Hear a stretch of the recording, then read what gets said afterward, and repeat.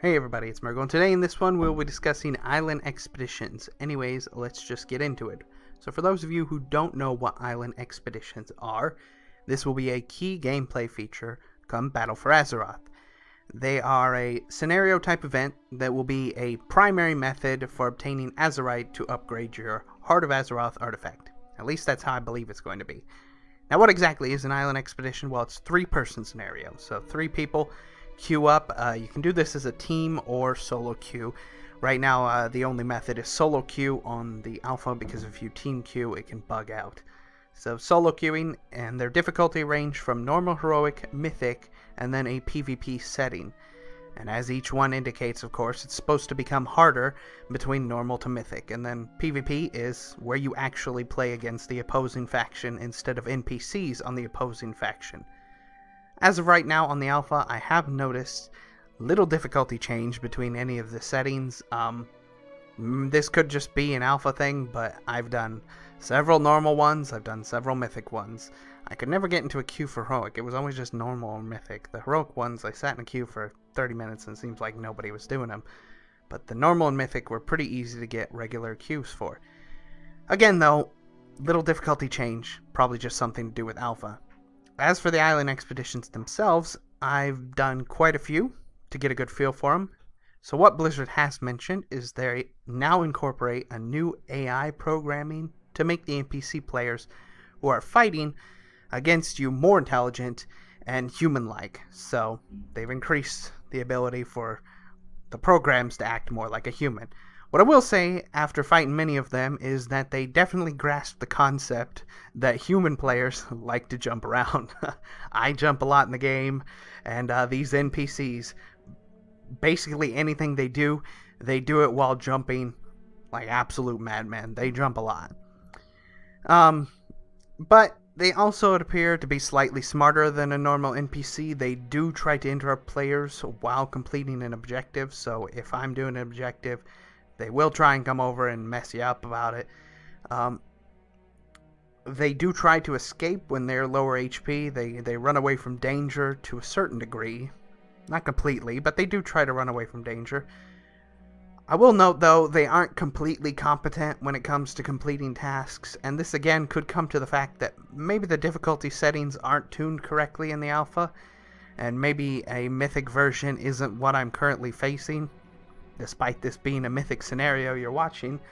What I mean by this, though, is in the duration of several expeditions, I would see the Horde NPCs fighting an objective.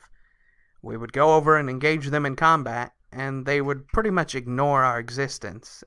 As I sat there killing them, they would continue doing the objective, almost like to them, human players are very low priority in the threat, and they're more concerned with doing their current task, which obviously isn't true. It made it so easy to kill them. Human players are a far greater threat than whatever they're doing, and then of course we were able to steal their credit for that objective. Overall though, the NPCs, while definitely smarter than the average, still need a lot of improvement, which I hope to see by the time Battle for Azeroth goes live. Now for the environment inside of these island expeditions. The main part of the expedition, so Blizzard has mentioned that these will give unique experience each time around.